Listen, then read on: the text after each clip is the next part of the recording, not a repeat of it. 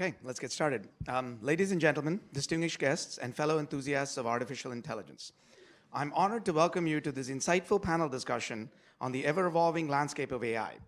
In a world where AI is rapidly shaping industries, healthcare, finance, and even our daily lives, we gather here today to explore the cutting-edge developments, ethical considerations, and the future of AI.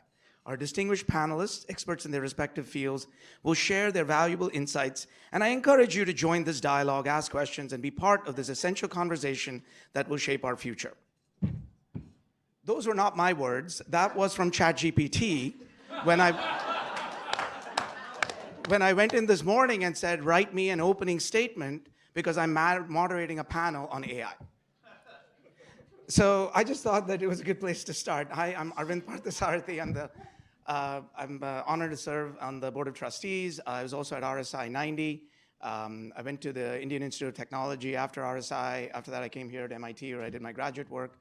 I've been in Silicon Valley the last 20 years. I'm on my third startup and an exciting in the field of cybersecurity. And I'm just very excited to be here to listen to this great panel that we have. So I'm going to ask each of them to introduce themselves. And I think what you'll see is that their backgrounds and their perspectives are very different. And hopefully that'll lead to a very insightful discussion. Apoorva. Hi, I'm Apoorva Panidapu. I'm RSI 22, and I was a counselor this summer. I'm currently a student at Stanford studying math, CS, and political science. Hello, my name is Michael. I'm also a first-year student in college. I'm at MIT studying AI and decision making, and I was a member of RSI 22. Good morning. My name is Sean Canuck. I was RSI 88. We brought our fan club. I had the pleasure of being a trustee for a few years as well. Love the organization. And I'm going to offer a little more about my work in AI. It's intentional that we have an age span here on our panel because generational reactions to AI is one of the things we want to address. I'm an international lawyer by training. I then spent 16 years in the US intelligence community as a cyber threat analyst. And after leaving government service, I've been drawn to AI deeply. I taught at the graduate level at George Washington University on the security implications of artificial intelligence. I served as a visiting fellow at the Hoover Institution in 2019, and my project yielded a paper for Ethics in International Affairs Journal looking at human dignity in international affairs in the age of artificial intelligence. And most recently, I've been invited to contribute a paper to a new journal called Law, Ethics, and Technology, where their inaugural issue is going to be on generative AI, and I'm putting forward a normative paradigm for how to evaluate emerging technologies because I really think we're wanting in that area.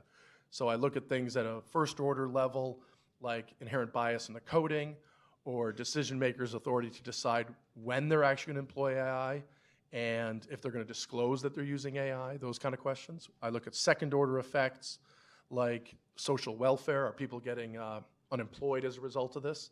Distributive justice, does everyone have equal access to these technologies, or is it increasing income gaps and disparity? And then arriving sort of where Arvind started today with the question of what happens when the generative AI is actually asked to do ethics work or to create new generative models for creating ethics, sort of the iterative, recursive questions, which we're going to quickly start seeing more of. And lastly, one of my favorite credentials is I've had the great pleasure of assisting or supporting Arvind in some of his startups, and it's really exciting work that he's doing, and it's a pleasure to be here with him on this panel. So back to you, sir. Thanks, Sean. So if you could hit the first thing. So I hope you can all see this. One of them is a real picture. The other three were generated from that real picture. And so let's just do top left, top right, bottom left, bottom right. Which one do you think is the actual real picture? So top left, raise your hand. Okay, not that many takers. Top right, raise your hand. About 10. Bottom left, raise your hand. Depends on what age you are. Which and the reason, and Sean actually specifically pointed this out, I think that's one of the reasons why we didn't assemble a panel of PhDs in AI who have been doing this for 10 years, but really to have that kind of how generational perspectives are. So, but it looks like bottom left has probably half the group here, and bottom right, maybe about a third. So actually the right answer is the top right. So, but it kind of is a very interesting question because it's all about where we start. So we're going to try to keep this interactive through this process. So I thought we'd start with the very first question for the panel, which is something that we've all started to see, which is driverless cars. And we see it all the time. The technology has actually been around for a long time. And now we're actually seeing it deployed in various scenarios. And the key thing here now is the car, obviously when a human being is driving a car, they're optimizing a variety of functions, everything from self-preservation to not losing money by hitting the car, not hitting third parties. There's just a lot of optimization going on. And increasingly, we've had some of the car companies start to say, like Mercedes-Benz and others say that they're optimizing their driverless engines to protect the safety of the driver compared to other whether it's passengers or even people outside in the pedestrians or even property, et cetera. So the key question is, who gets to decide what is the optimization function of the AI if you are putting in something like cars, which is very real, which we all experience every day? So I thought we'd start, maybe just go this way, and then maybe the next question will come back this way, but feel free to jump in. So hopefully, I think the key question is, how would you think about optimization function for driverless cars? Well, I think maybe Michael can talk more about the technical aspect of it, but for me personally, I got my driver's license a little less than 2 years ago, and something that's really been on my mind when we're thinking about AVs is responsibility, and particularly who is responsible if there is an accident? Is it the people who programmed it, or is it the car companies, or is it the driver? But in essence, if you're in an AV, right, the driver is a passenger. And so thinking about the idea of responsibility and what are the consequences of it is something that's been on my mind, and I'm curious to hear your technical perspective and your perspective as a lawyer. So I think I'll pass it on for this one. Yeah, of course. I think it's the responsibility question is obviously very important, and sometimes the companies will blame the drivers and say why didn't you stop the car? I mean that's not really their responsibility since they're sitting as a passenger. I think the problem of the objective function is actually quite a difficult problem technically based on what I know about reinforcement learning, etc. If a certain company is setting an objective, say it's optimizing for self-preservation of the driver, maybe it's weighting the self-preservation of the driver significantly higher than the safety of the pedestrians, then it is not an easy objective that you can just change on the fly because you're training the model with that certain objective function, and it's very difficult to just change the results. And so therefore, I think it's something that is really up to the companies to decide. What kind of objectives they train with. It's not really something that the customers can have much of a decision on because they really don't have the resources to retrain such a model. So basically, the company gets to decide. So if you buy a Ford gets to decide what the optimization function is. If you buy a Tesla, then they get to decide. Is that what you're saying? Yeah, essentially that's the point, because one might argue that, well, why not the company just let the passenger decide how much we should value their own preservation versus the safety of the pedestrians? And I think that is very difficult to do. So it is an ethical question that the company unfortunately have to decide. But just to push this, Sean, a little bit, so imagine if Ford came out and said, our cars actually prioritize the pedestrian. How many people do you think will buy the Ford car? Well, let me spin that on you. What if you buy a car that prioritizes only you? What are your neighbors going to start saying to you when they have children playing on your street? Okay? We've got to think about this in the broader social context, peer pressure and other things. There are other market issues. But before we jump into this, raise your hand if you think this is a timely, cutting-edge, interesting question we're talking about right now.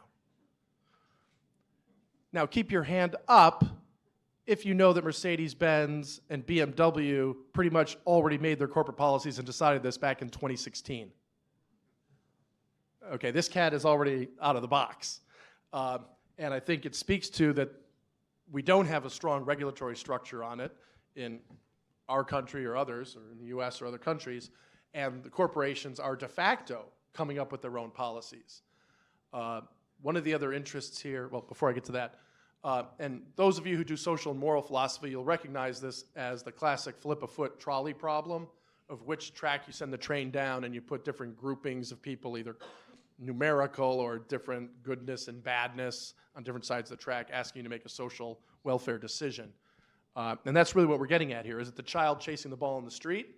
Is it the middle-aged man or woman who needs to get to work? Maybe they're a physician and going to save 5 cancer patients that morning. Who knows, right?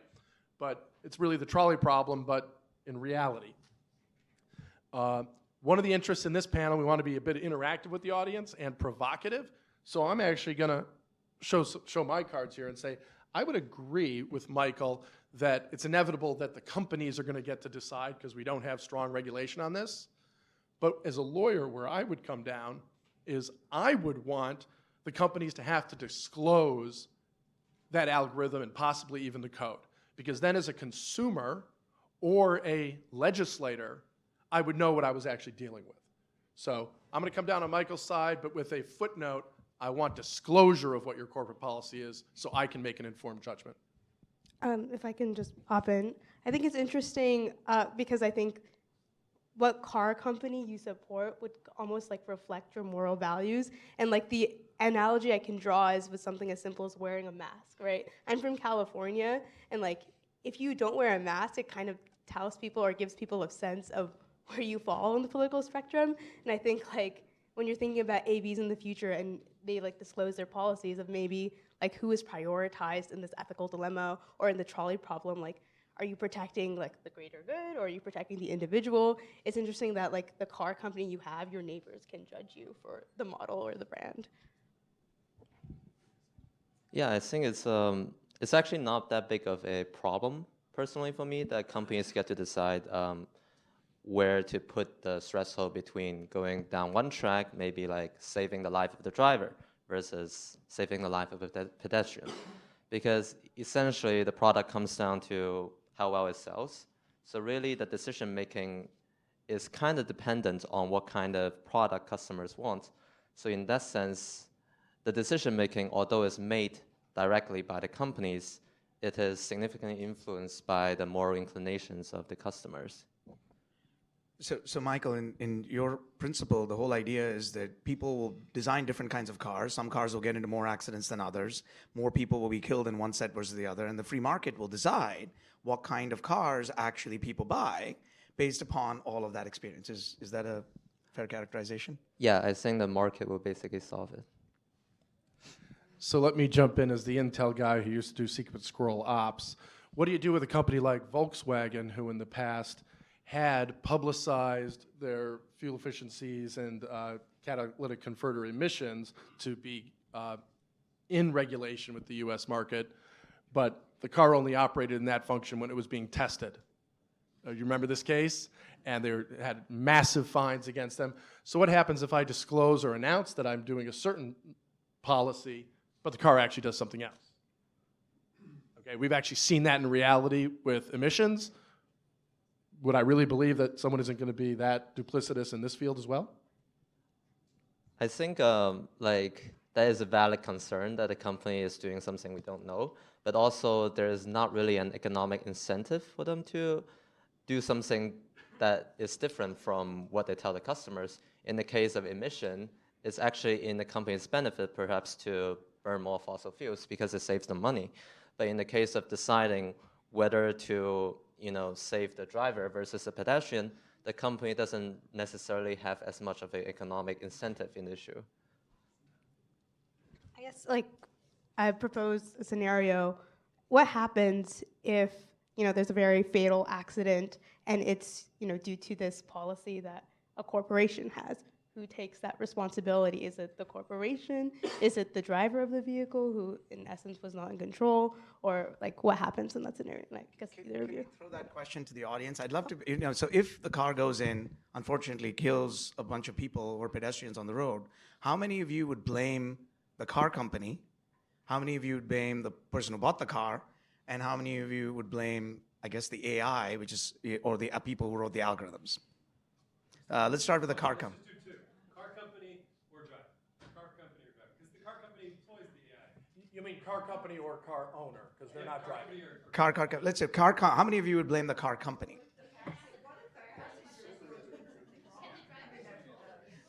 So actually, if we could have a mic into the audience, I'd love to get actually a lot of these commentary in, because we wanted actually not to just be from this team, but really be more for everyone. So if you could just raise your hand, and could we get a mic out there, please? That's fine. So give us the choices again. How many of you would blame the car company? So it's about a third. How many of you would blame the car owner? Very few. Depending on that the driver is actually able to control the vehicle while it is self-driving. We're going to stipulate it's a fully autonomous vehicle. I think that we can't really blame the driver until there's a law that says in these pedestrian-rich zones, you have to be watching. That's the one job you have. You don't have to steer, but you have to have your foot right by the brake and look for a dangerous situation. And if there was a law like that, then they could be held responsible, but not on the freeways where we're like, okay, you can just fall asleep if you want. Other comments? There's someone in the second row. I think there's a mic over here as well. And there's a person in the back. The airlines were autopilot versus human pilots? So I think the question was about, is this similar to the aeronautics of an autopilot versus a human pilot? Actually, I do know something about that. But sadly, I mean, I actually wrote code that wound up in one of these large airplanes. That's why it was the Airbus. That's why I only fly Boeing nowadays. But to answer the question, actually, no airline allows the automatic to land and take off.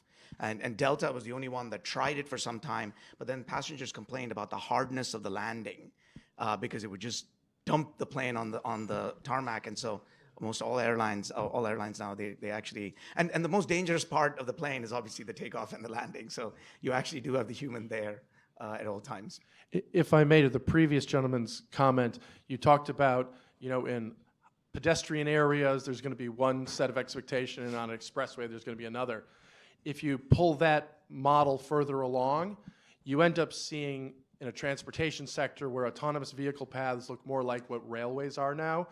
Any parent whose child gets hit by a train on a railway yard, you kind of think, hey parent, what was your kid doing there, right? The train can't stop. If it's in a cul-de-sac where there's a basketball net, you're like, hey driver, what was your problem? I can envision an autonomous vehicle world, especially where the best use case for autonomous vehicles is actually freight. It's not passenger vehicles. And if you have your semi-tractor trailers and your freight going, it's going to look more like a railway with a rite of passage that is not meant for pedestrians. We're shipping with a pilot that jumps on the ship as it slides by close to the harbor. You've seen those guys. They jump on, pilot brings them all the way to the harbor. I think there was some comments from the back. So could we get a mic? I think that it's probably not the car company's fault, because if the driver bought the car, it's kind of like their decision to buy the car from the car company. And if they take a good look at it and they say this isn't a good thing and this could hurt someone, it's kind of like their fault for doing that. And Young man, you're very mature and eloquent for your age, so yeah. But if you present as an adult, I'm going to engage with you as an adult. We've held the cigarette companies liable for selling cigarettes to people who wanted to buy them.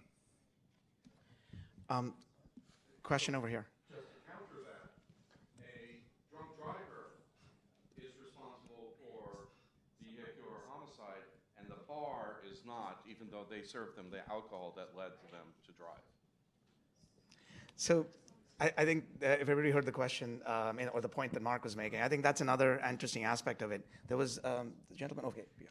Yeah, so I think there are a couple competing problems here. Is you have, okay, is it we have, okay, so you have the company who ultimately sets the like priorities of the AI and is kind of therefore in control of the car.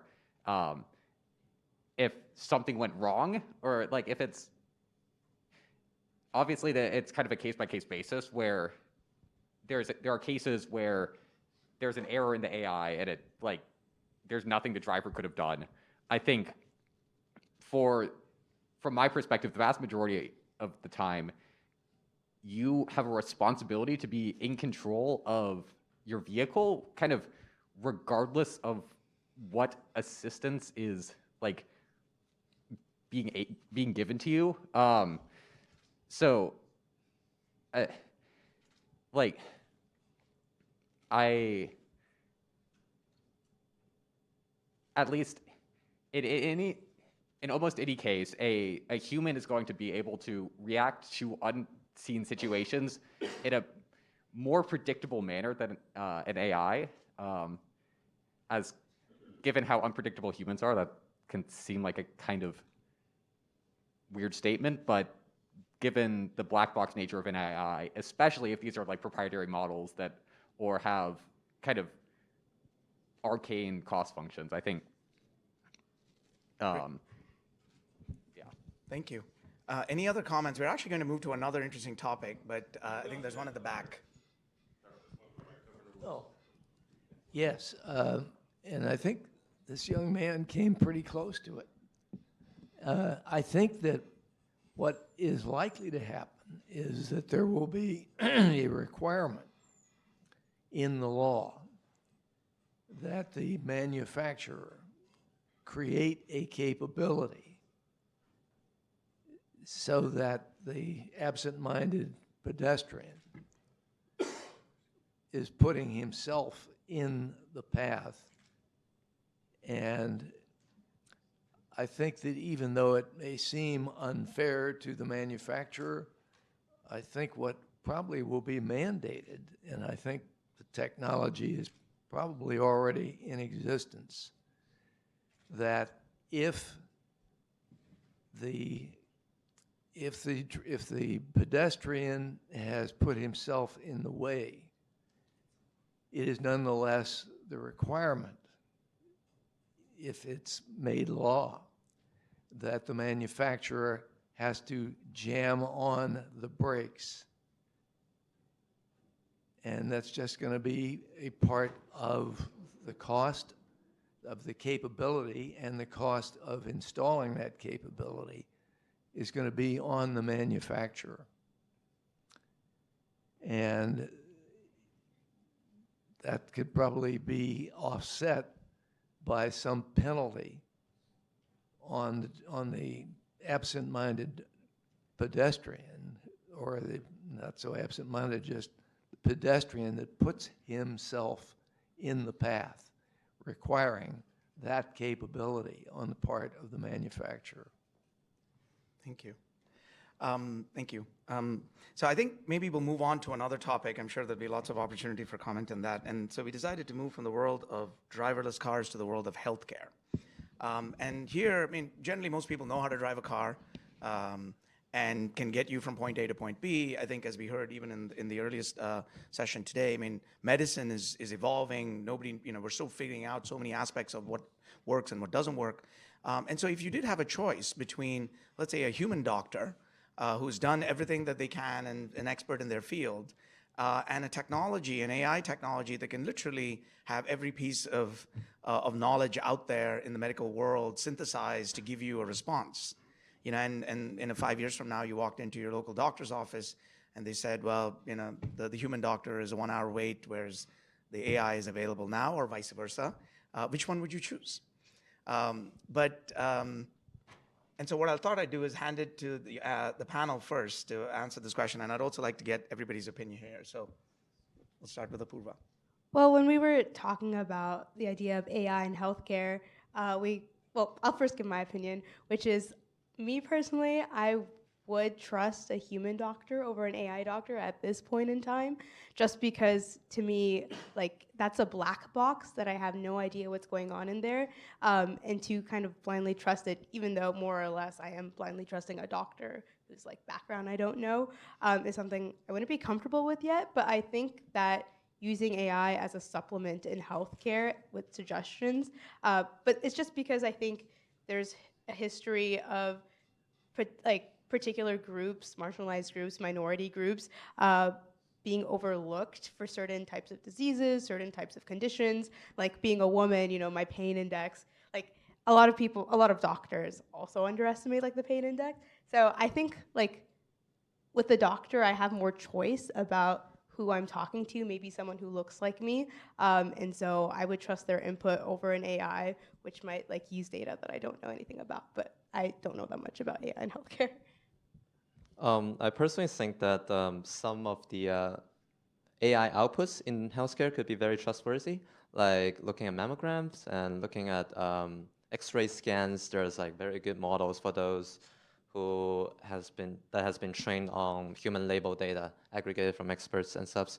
So I think in some specific areas, I would trust the AI model in making assessment about whether, like, I don't know, I have a tumor in my brain or something like that. But on the other hand, I agree with you that the AI model in general is very unpredictable. Like if you use ChatGPT before, like I use every day now, that sometimes you enter some questions and it gives a good response. But if you talk to it for a very long time, sometimes it will just veer off and start failing. Like there is this trend in LLMs where once it start failing doing something, the sentences start making nonsense, it will keep making nonsense for like the continuation of it. Like AI models just have this unpredictability, and we are not really able to quantify the uncertainties of some of the large models. And in the case of healthcare especially, there are some diseases with, I'm guessing, I'm not an expert in healthcare, of course, that there are some diseases with very few data. So it is very difficult, I think, to train an AI model that's reliable when you have very few data points in between. So in those scenarios, I would definitely trust the doctor. This one's tough for me, Arvind, because as someone who, as a consultant and attorney who's allegedly gets paid for being an expert on things, I'm actually going to come down the other way and say, I might actually go with the algorithms, and here's why. I've seen some specific examples, radiology maybe most notably, where the algorithms can detect things at a pixel level that the human eye can't, and has actually had a wonderful proven track record. Not perfect, of course, but it's an area with great advancements in AI detection of maladies. And then I'm going to argue by analogy from my legal profession, but I think it carries a similar question as the medical profession. We have seen questions of juries and judges being highly subjective. It is a fact that in the United States of America, incarceration rates between different races for the exact same crimes is not egalitarian. And there are certain sentencing guidelines that have been started with computer algorithms to try to ameliorate that discrepancy. So I've seen in my profession where objective algorithms could be beneficial, and I think that may be helpful in the medical profession. And then lastly, I'm going to draw from my intelligence community experience. A shocking result I saw as an intelligence analyst is that crowdsourcing enough people, even among non-experts on a question, can yield more accurate predictive results than a body or a panel of experts.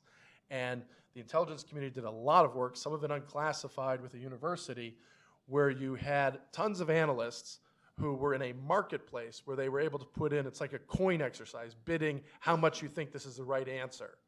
But these were analysts, they were all Intel analysts, but they were weighing in on topics they had no knowledge on and no specialized information regarding. And that marketplace was doing phenomenal at predicting world events, even better than some of the expert cadres within that particular field. So from my two professional experiences, I might actually disagree with my younger counterparts in here and say, I might actually be ready to let AI give me my diagnosis. And what's interesting here is that the younger generation is less trustworthy of AI than the older generation. And so let's take it to all of you. Well, Arvind, you're in that older generation. What's your opinion on this one? I'm the moderator. I get not to tell the answer. It's one of the few perks of being a moderator. There's a question over there. It's not a question, it's a hypothesis that perhaps the younger fellows have maybe experienced negative consequences of dealing with human physicians. I'm sorry? Did everyone hear that?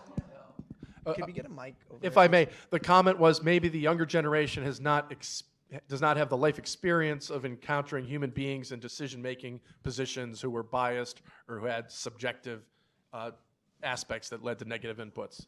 That's true. I graduated from pediatrics last year, so.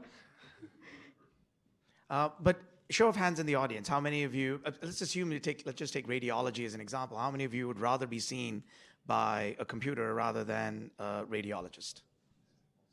Sorry, let's do radiologist first.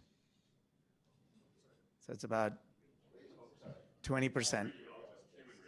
Human radiologist, sorry. About 10, 15. How many of you by the computer radiologist? Seems like a vast majority. Now, let's go the other way. What about a neurologist? Human neurologist? Based on which data? The same data. The same data is going into the human or the computer. You mean imaging or clinical descriptions? Both. Clinical description. I think we may be analyzing it a bit too much here.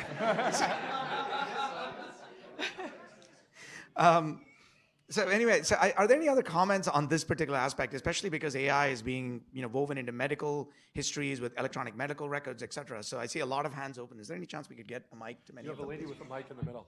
Oh, perfect. Oh, please. I just wanted to draw a distinction between an algorithmic-based AI versus a generative AI that's taking a lot of individual data rather than applying guidelines that are already constructed by experts. Yeah, so I think that's a great point, right? Like, so there's also, whenever we think AI, we don't actually think about it as, we sort of lump it into one, but everything from machine learning on one side to generative AI on the others, there's lots of points in between. Comment over there. Yeah, I think in terms of the medical use of AI, I think it's important to know that the radiology examples might be very useful and may be very accurate, but I think our regulatory framework right now really has to tie those findings to clinical value, right? So is it the correct example? Does it lead to different treatment choices, different diagnoses, et cetera, that actually is shown to be validated? And I think that's kind of, the bridge that we have to really think about. Medical is a very highly regulated environment, compared to some of the other examples we talked about earlier. But I think that we have to answer those questions before we can really weigh in. Comment right there, I think, next to you as well. Do you mind just passing the mic over there? Thank you. Yeah, one thing that's interesting to me is that if you're trying to draw a conclusion from some data, whether you're a human or an AI, you have to be able to ask yourself the question of, do I have the right data? And I feel like humans are at this point much better at that than AIs are. So if we're presupposing that we have the right data and we're just giving it to people to draw a conclusion, that's one situation. But in a diagnostic situation, have the right tests been done? Have you considered, what else might be going on with the patient's, family history, personal history, whatever. And it's possible that you could do this with an AI, but I'm not confident that we're there yet for that sort of thing. The other thing about the medical profession is there is a human element of giving really crappy news. And I don't know that you can ever replace that human touch. Maybe your job in the future as a doctor will just be to give crappy news to people. But, or good news, I suppose. But there's definitely, I don't think that's something that can be generated right now with AI. There's a question, point. I also want to draw a distinction because a point that you brought up was the use of AI in sentencing and juries. And then another example that we've been talking about is AI in radiology. But I want to draw a distinction between these two examples because in radiology, for example, in an X-ray, it's often a yes/no answer for whether or not there's a cancerous tumor present.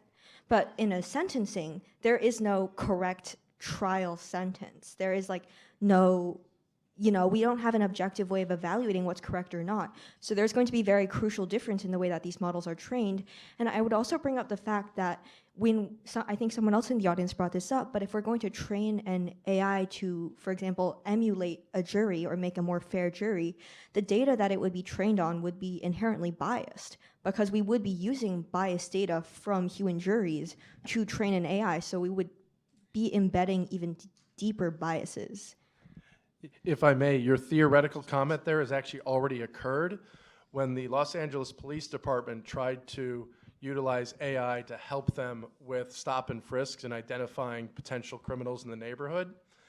It disproportionately singled out Hispanic and African American males because it had been trained on the previously biased foot patrol work of racist LAPD officers. So it's also similar to when Amazon was ran an AI algorithm to recommend people for promotion to the executive levels.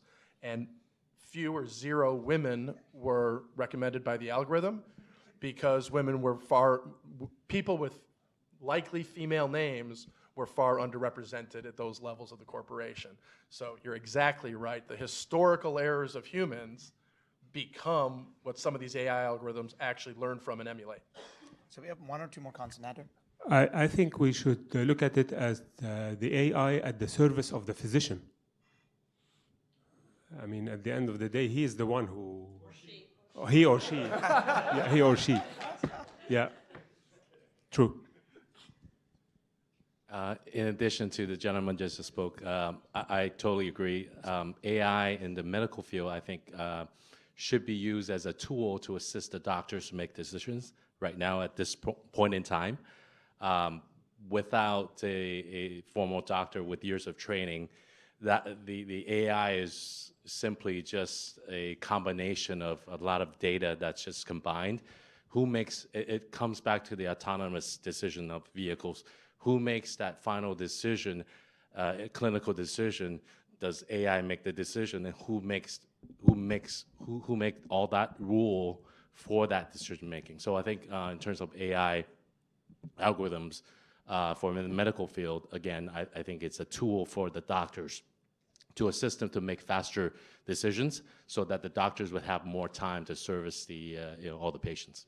So we have limited time, so unfortunately we're going to our last topic, and I'm sure there are a lot of great comments which hopefully we can get over drinks in the evening, or only for the people above 21.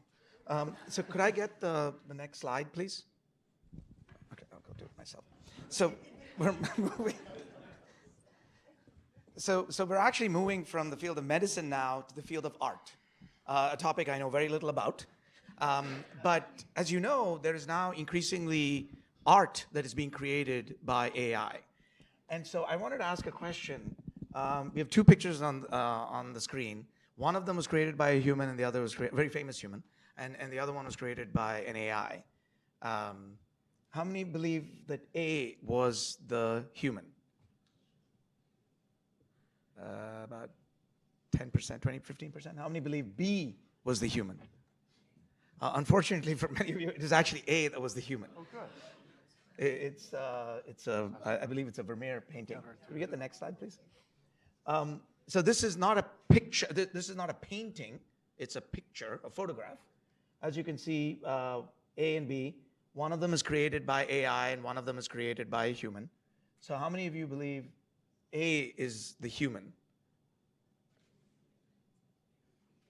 It's about 10%. How many of you believe B is the human? Yeah, actually, the majority is right. B is the human, and A it was generated by AI. And just a hidden code for many of you is the AI is incredibly symmetric. So if you think about anything that is generated from technology, it follows distributions, whereas fortunately we don't. And so that's a good way of telling the difference. But now I'm going to pass this on to the panel and say, well, now we're in this world where we're actually creating content, whether it's digital content or whether it's image content or pictures by AI. And I thought we'd start with Apoorva, who is an artist. Yeah, so I have a lot of thoughts about this topic. First off, talking about the examples we've done throughout this panel, Because I spend a lot of time looking at like generative AI art versus actual art, you kind of pick up this intuition where you can notice things about how it's framed. And so like sort of the first thing you can notice here to know that B is the human is like the framing of A is very much how like AI frames portraits. And like 2, in the previous example with the paintings, the brush strokes of the second one is like a very common AI sort of like style, and like the framing again, like you can see it's very central versus the like larger moving to the edges of the canvas framing of the first one, which is a human. But anyways, like I think it's a complicated topic, and there's been a lot of examples of artists being taken advantage of using Gen AI. But that's not to say that it can't make some really beautiful, creative art. And so there's these sort of 2 opposing sides where there are famous artists whose work goes for a lot of money, but now people like could just pay, for example, like Midjourney to make a piece of art for them, customized instantly based on the style of this artist, like effectively stealing business from them. And on like the other hand, there's also things like art contests, right?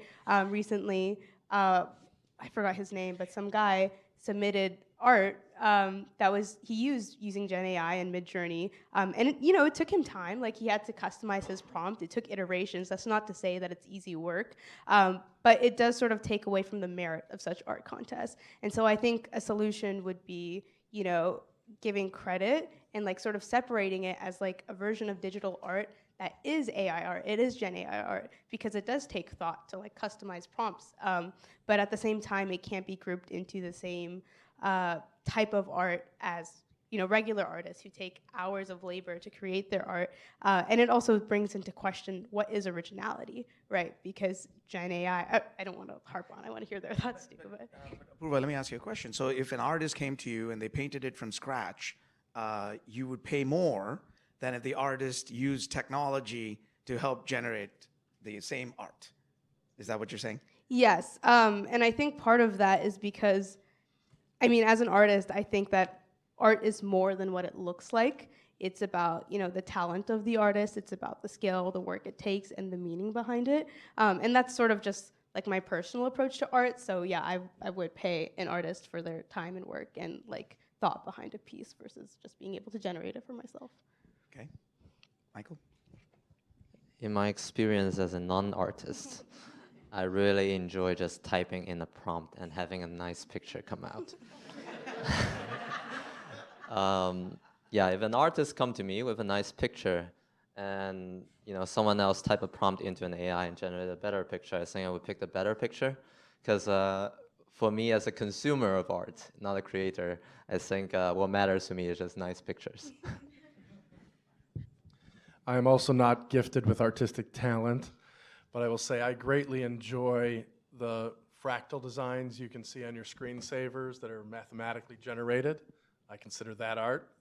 And in the spirit of the fun we're having here, I'm just going to say to Apoorva that I've seen artistes at their studios with pendulums swinging with ink on them, and that helps create the design, or the bucket of paint being thrown on the canvas for modern art.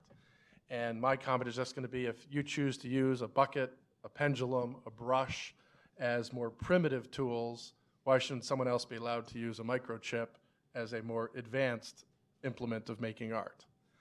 So I throw that back pejoratively, but before I give you the mic, I just, again, the lawyer in the room, interestingly, in August of this year, a federal district judge in DC ruled that art generated by an algorithm that had no direct human role is not eligible for copyright protection. Well, I think I totally agree. Typing in a prompt to create art is a form of art. I think what sort of my issue with it is trying to like take over the same space. Like that's a different kind of art, this is a different kind of art, but it's not the same type of art. And so I totally think I think it's very cool that someone who maybe doesn't have the means to pay for art can just generate it for themselves and have that be a tool for them. But I also think it shouldn't be sort of parading around as like like a oil painting, or like I think a lot of people like to play this game of, can I make my art better than your art with AI? And it's a fun game for sure, but it's also, I think, like the wrong game to be playing, because there's no telling what is better than another piece of art when you come to a certain level, right? Obviously, like my 5-year-old scribbles with crayon is objectively worse than my paintings now, but it's just, at that point, it's the kind of art you're looking for. And like nowadays, right, people are paying millions for oil paintings or modern art paintings, and it's not because the art itself is very beautiful, because a lot of times, like, I don't get modern art, I'm like, that's a white canvas. But it's for the artist, it's for the the image of it, right, the symbolism. And it's kind of not the same, but you also do have the other side of NFTs, where it's pixels and people are still paying millions. And so a lot of the times it's just the symbolism of it. But yeah. I think part of the reason we picked this topic was we went from the world of medicine, where someone, I think, made the point that either there is a tumor or there's not, to art, where the entire subjectivity is literally the emotion it invokes inside a human being. So I don't know, many of you saw this, but there was an artist in Hamburg who had a banana on the wall, and it was, I think it was significant, I think it was like $10,000. $100,000, I forget. And then they had to sue somebody because somebody came into the gallery and ate the banana. And so then the artist was like, well, now you've defaced my work of art. So I think, there's probably half of us in this room who would say that is art, and half of us would say that that is not art. But then now, who are we to say if AI is creating? And so we'd love to turn this over to you all and say, what do you think about art and AI? So person in the front row, could we get some mics into them, please? There's nobody, actually. Or I would just encourage you all, I think there's mics in the front, so if you can maybe just step up. Thank you.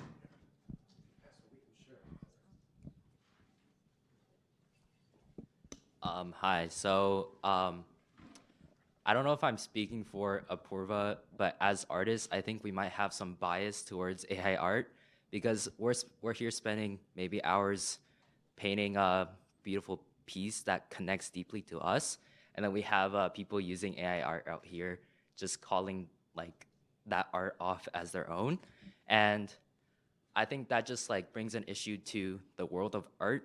But for a non-artist, at the end of the day, they might think AI generated art is better than like actually painted art pieces. So that brings like the issue of what we can call art in like society, sort of. And like, for example, people might have like poor judgment of art. For example, someone left a pair of glasses in an art gallery, and there was a meme about it where people started taking pictures and surrounding the pair of glasses on the ground. So I think we just need clear definitions of art, like separating, like Apoorva said, separating AI art and actually like painted and other art pieces from each other. Thank you. I think Mark?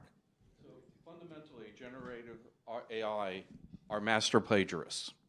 I actually had one of the first articles that was plagiarized by Bard, and when I complained to Google, they treated it as a DMCA takedown request, and they extracted it from their model. I was hoping they'd pay me royalties because I've written tens of thousands of articles, and so I think that is a fundamental problem, even when it comes to art, because they are learning from human creation and then creating slight variations on it, if not outright reproductions. And I think that's a fundamental problem with generative art. A slight pushback to that, if possible. Like, I feel like sometimes, like, maybe it's because I'm not an artist, but I sometimes feel like humans are also just like synthesizing different parts of different things they see and creating arts from there. Like, in some sense, humans are plagiarizing from nature. There's a question right behind, or comment right there. You actually literally said what I was just about to say, which was, as artists, the artists in the room can maybe address this question too. During your training to become an artist and in your daily practice today, you must be learning from old artists, from current artists, drawing inspiration from everything around you. And if we think of Gen AI as not necessarily just an entity, but just another artists that you don't know the name or face of, they're learning from all kinds of art. Besides, if we take the copyright issue out of this, and they're just learning from, say, the same old masters, would you consider that art from what they're generating?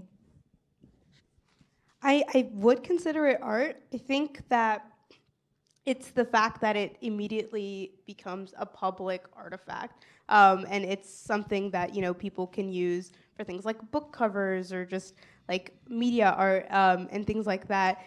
Like, it's absolutely art in its own sense. It's just it should be distinguished from other kinds of art, because I think like the labor of creating an art piece, like Jason was talking about, it kind of feels a bit like insulting when people pass off this art as their own art when it's not their art, but it is art. And so I think that issue of like who owns art is the biggest thing for Gen AI, and like things about copyright. And it's very hard for artists. Well, I don't know this specifically. Sean would know more about it. But say I'm like a very famous artist, right? And I sell my paintings for a lot.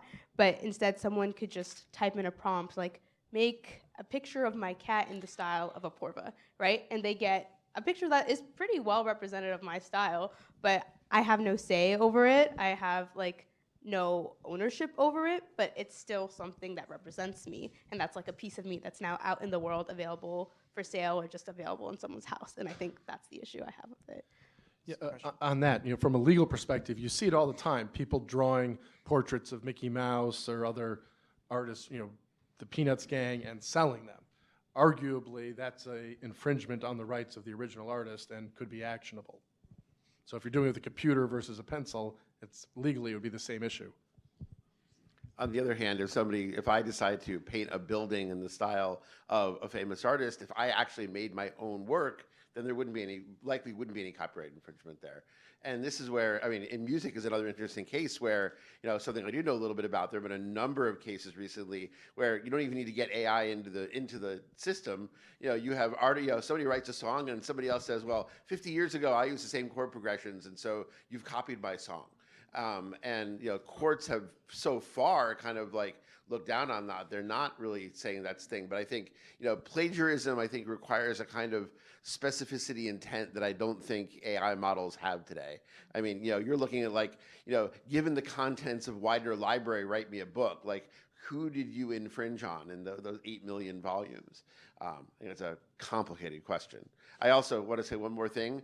I don't think you can define what art is. Somebody was suggesting earlier that we maybe have some sort of definitions around this stuff. I think artists will immediately make your life miserable if you try to do that by making things that don't fit. So now we have 2 homework assignments for ChatGPT. What is art? And please provide a heartfelt cancer diagnosis to a patient. There were 2 more comments. We need to wrap up, but I just thought there were 2 more comments over there. If you could just pass the mic. Oh, sorry.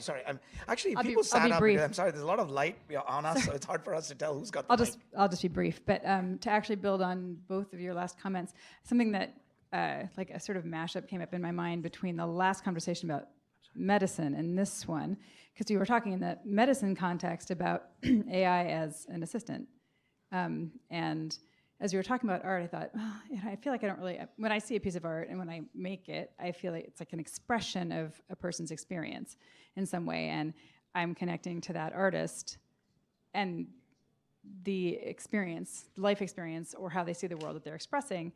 And not everyone can, of course, has learned the tools of traditional art to do that. And so what is the capacity of, if in your prompts you're expressing a really rich and unique life experience and then shaping those prompts to get it to look the way that it feels like it should look to you. You have, in other words, like you have this sort of imagination and mental capacity, which I don't necessarily have to, to imagine something like, what's on either of these pages, but couldn't create it yourself for any reason. You haven't developed the skill, or you don't even have like the physical capability, then it's interesting to imagine that. And I did want to interject, well, that's actually one of the commentary that I wanted to add, but just before we don't have too much time. But if you really think about the world of inclusiveness that we all want to live in, well, there's a bunch of us that have absolutely have artistic skills whatsoever. Now, what AI actually is doing is helping us be part of the artistic world. And if you view it from that perspective, it's a very different thought process than sort of excluding, maybe half of humanity that has zero artistic skills and like me should never take up a brush. Question, there was a comment over there. I have it here. So I'm also sort of biased from the perspective of a creative because I make music, but I sort of wanted to touch on the more optimistic parts of the current debate against AI and like non-AI art. So recently there have been tools such as Glaze, which sort of like add an invisible layer to artists' works to prevent AI from training on them. So I wanted to know, what are your thoughts of this sort of like AI arms race between how fast the AI can learn from different artists' works and how fast people are developing tools to prevent that? Anybody want to take that? Personally, I'm not familiar with the technique they are using, but I'm guessing if there is some computational method to add some layer to it, there's probably some way to remove it as well. And like a lot of the AI training use a lot of data augmentations and things like that. There's like I would guess there are techniques to overcome that very easily in terms of maybe like using more adding more randomness to the pixels and stuff like that could overcome this. So I wouldn't say it's easy to prevent arts from being copied by AI. I'm not familiar with that specific example, but I'm going to imagine that maybe they're using steganographic principles or something to help mask the file and using variants of encryption on top of the steganography. The word arms race was mentioned by someone, and this is actually a link to Tom Layton's comments from a previous panel about in the security world, the AI being used by defense and AI being used by offense. Without getting more particular than I can, I will just say we often hear about the defensive breakthroughs because that's what we want everyone to have and use. You very rarely hear about the offensive breakthroughs because those are usually the proprietary goods of a criminal group or a national government or military. And I will just say from my work in government and military circles, AI is doing wonderful progress in creating very harmful offensive capabilities. Okay, on that note, so I think we are out of time. I know there are lots of comments we didn't get to, but I really wanted to thank all of you. I think it was great to get everybody's perspective on the table because I think the key thing that we talked about is the fact that everybody's perspective matters because this is a global debate that we're all going through and everybody's coming at it from different perspectives. And I wanted to thank the panel for their time and thank all of you for being part of this.